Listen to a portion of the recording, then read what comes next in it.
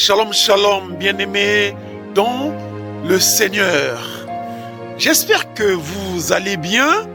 C'est le prophète don de Dieu, Francis Mathiona, de la mission Parole Réma.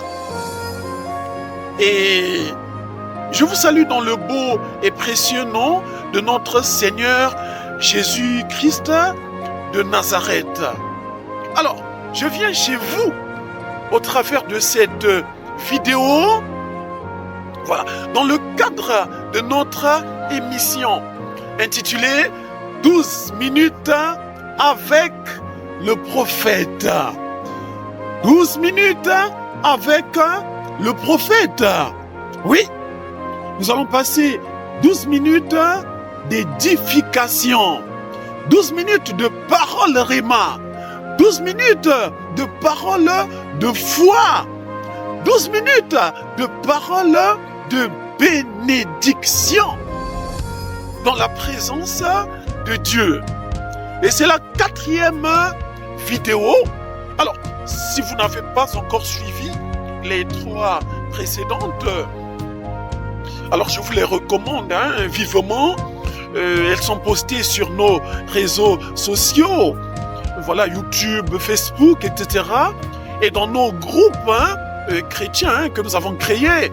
Voilà, que ce soit ici au Canada ou bien au Sénégal, voilà, ou ailleurs. Voilà quoi. Et voilà. Et l'écho est très grand, les gens sont bénis, sont édifiés, voilà, sont restaurés. Et donc les objectifs de Dieu sont atteints. Nous saisissons tous les moyens de communication mis à disposition pour toucher des vies, pour fortifier les gens au travers de la parole de Dieu. Alors, dans le cadre de cette 4e vidéo, le thème de notre émission est intitulé « Le secret des vainqueurs ». Le secret des vainqueurs. Merveilleux thème, n'est-ce pas? Alors, tout de suite, une question se pose. Mais de quoi il est question? Le secret des vainqueurs. Il est où? Il se trouve où? C'est quoi? Alors, le secret des vainqueurs, déjà, quand on parle de vainqueurs, c'est une race de personnes qui obtiennent des victoires. C'est-à-dire toi, alléluia, c'est-à-dire moi. La Bible dit qu'ils l'ont vaincu par le sang de l'agneau et par la parole de leur témoignage, alléluia. Donc nous sommes cette race-là de vainqueurs, nous sommes cette race-là de victoire par le sang de Jésus-Christ de Nazareth. Alors, le secret des vainqueurs, c'est lequel? Il se trouve où? En général, ceux qui réussissent, comme je l'ai toujours dit, ceux qui ont des victoires, même si chacun de nous a sa définition du succès, de la victoire, etc., eh bien, leur secret se trouve dans leur croyance, dans leur attitude, tout simplement. Voilà. Si vous avez la mentalité de victoire, eh bien, vous obtiendrez des victoires. Si vous pensez que rien n'est impossible à Dieu et que vous pouvez avancer, vous pouvez réussir, vous pouvez aller de l'avant au nom de Jésus, eh bien cela se manifestera. Mais tout est question d'attitude d'abord. Mais pour vous et moi qui sommes enfants de Dieu, le secret ou les secrets de notre victoire doivent être fondés bibliquement. C'est-à-dire que ce secret-là, c'est la connaissance de notre identité chrétienne. Le secret de notre statut d'enfant de Dieu et les prérogatives, les avantages qui sont liés à ce statut-là, à cette identité-là. Je vous assure que quand vous découvrez qui vous êtes en Dieu, quand vous découvrez qui vous êtes en Christ, qui vit en vous, eh bien vous acceptez cela, les miracles vont commencer à vous suivre. la nature divine va commencer à se manifester en vous et au travers de vous. Et vous devenez un canal de bénédiction pour les autres, un moyen d'édification, d'inspiration pour les autres. Vous devenez un représentant de Dieu dans votre famille, dans votre milieu. Pourquoi? Parce que la nature divine va commencer à se manifester en vous et au travers de vous. Et c'était la volonté de Dieu pour vous en vous créant. Dans le livre de Genèse, chapitre 1, verset 26. Genèse chapitre 1, verset 26. Lisons ensemble ce qui est écrit là-bas. La Bible dit: puis Dieu dit, faisons l'homme à notre image. Donc Dieu t'a créé à son image et selon notre ressemblance, et qu'il domine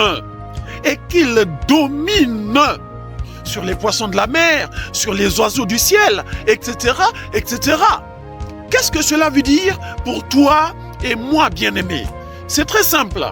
Ça veut simplement dire que tes parents n'ont fait que participer à ta création. Tes parents n'ont fait que participer à ta conception. Ils ont joué un grand rôle. Mais ton créateur original, c'est Dieu lui-même. C'est Dieu qui t'a créé à son image et à sa ressemblance. Et quand Dieu te créait dans sa pensée, il n'était pas question que tu sois victime du diable, du monde, du péché ou des circonstances, que tu sois vaincu. Mais non!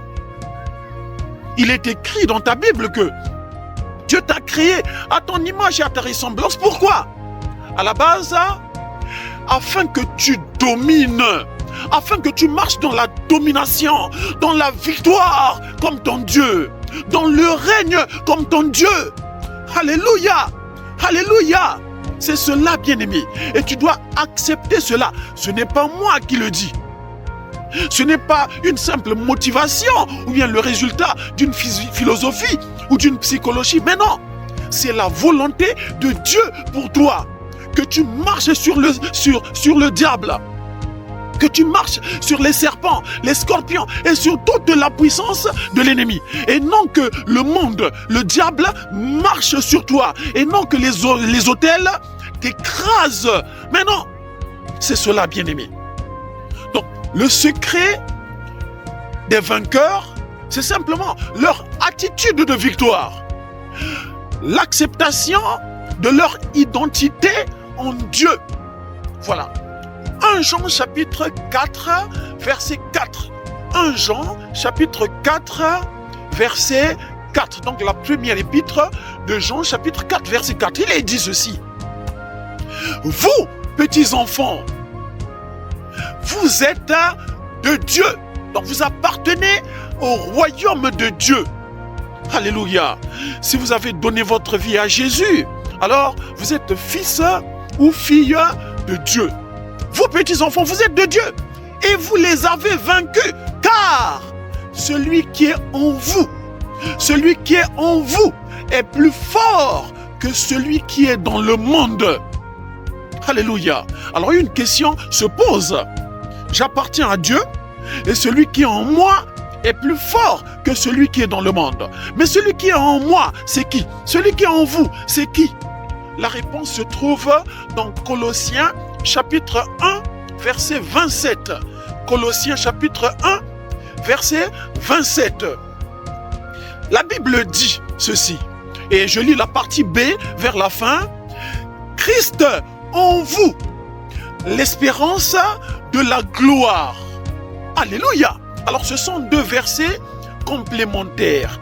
Dans 1 Jean chapitre 4, verset 4, il est dit que celui qui est en vous est plus fort que celui qui est dans le monde, est plus grand que celui qui est dans le monde.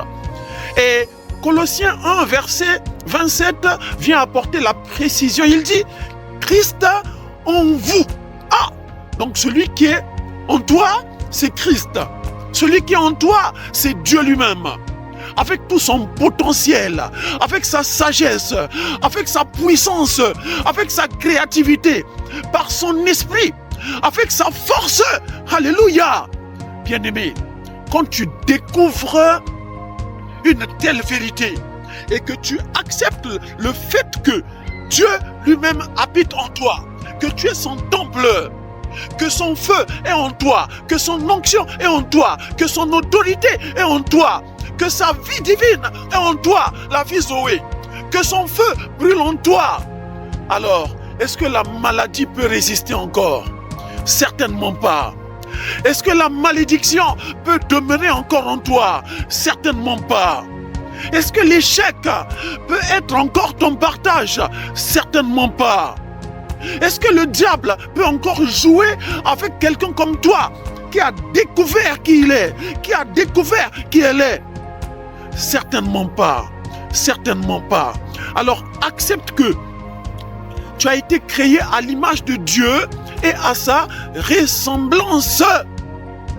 Accepte que celui qui est en toi, donc Christ, donc Dieu, est plus fort que celui qui est dans le monde, est plus fort que l'échec, est plus fort que la maladie, est plus fort que la malédiction, est plus fort que tout ce qui se trouve dans le monde. Et quand tu auras accepté cela, naturellement, cette mentalité-là, ces vérités-là vont prendre racine en toi et vont commencer à se manifester au travers de toi. Désormais, tu diras que quand j'arrive, Dieu arrive. Tu diras que non, je suis le canal de bénédiction pour ma famille, pour mon entreprise, pour mes amis. Et Dieu va commencer à se glorifier en toi et au travers de toi. Je m'en vais terminer en te disant que tu n'es pas n'importe qui. Tu as été créé à l'image de Dieu et à sa ressemblance. Christ en toi est l'espérance de la gloire. Dieu lui-même habite en toi. Jésus habite en toi, mais Jésus n'a jamais échoué. Pourquoi est-ce que tu échouerais? Si un échec se présente, du moins ce que les autres appellent l'échec, toi tu diras simplement que non, je gagne toujours. Soit je gagne, soit j'apprends. J'ai juste découvert autre chose. J'ai juste appris, mais je n'ai pas échoué. J'ai appris une leçon que je ne connaissais pas, mais je n'échoue pas. Si Jésus habite en toi, alors le diable n'aura plus sa place dans ta famille, dans ta vie, dans tes activités. Accepte que l'image de Dieu est en toi. Accepte que sa présence, son feu, son autorité, toutes ces choses-là, son feu, sont en toi. Quand tu auras accepté cela, certaines choses vont fuir d'elles-mêmes. Le diable dira que ce garçon-là a découvert qui il est. Cette fille-là a découvert qui elle est. La Bible dit, résistez au diable et il fuira loin de vous. Et la meilleure façon de résister au diable, c'est de découvrir ce que Dieu dit à ton sujet. Mais découvrir est une chose. Mais accepter ces vérités-là en est une autre. Accepte que Dieu habite en toi avec tout ce qu'il est. Et désormais, quand tu te présenteras devant les Goliaths, devant des situations, c'est avec la mentalité de victoire. Et ça ne sera qu'une formalité que de les vaincre, comme ce fut le cas pour David. Que Dieu te bénisse, que Dieu te fasse du bien. Shalom, shalom. Bye.